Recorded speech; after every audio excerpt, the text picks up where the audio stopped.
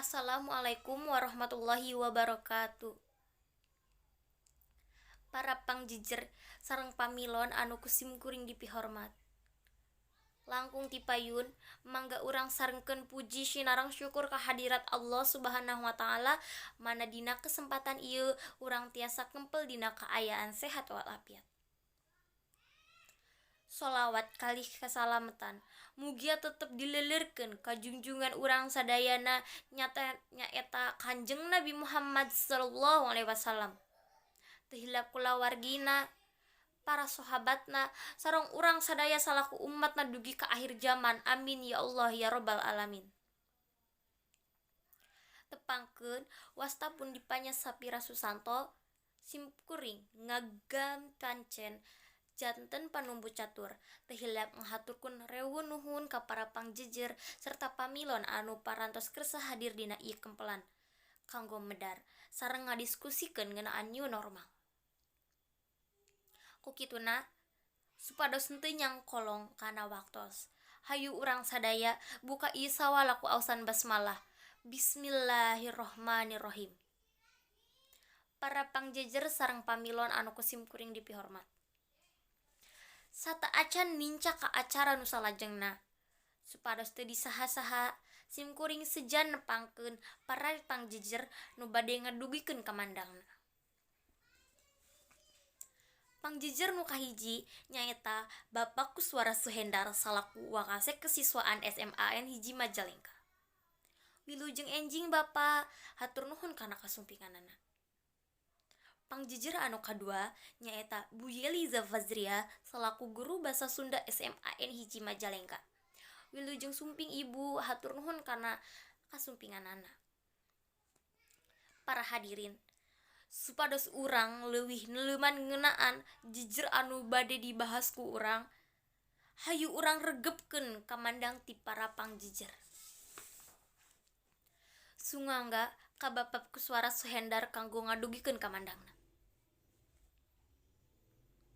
Hatur nuhun ka Bapak Kuswara Suhendar anu tos ngadugikeun kamandangna. Sae kacida naon rupi anu didugikeunana. Kumandangna atos ngabuka pandangan urang sadaya ngeunaan new normal.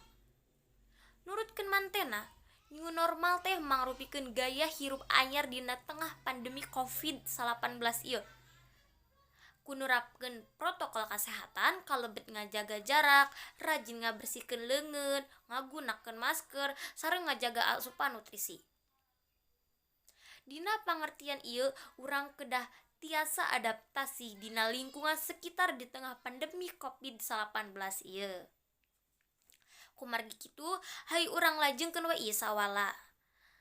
Anu salajengna ka Ibu Yeliza Fazria dihaturan kanggo ngadugikeun kamandangna. Hatur nuhun ka Ibu Yeliza Fazria anu tos ngadugikeun kamandangna. Nurutkeun mantena, ayeuna new normal ngagaduhan sababaraha indikator. Nyaeta anu kahiji teu ningkatkeun panularan COVID-19.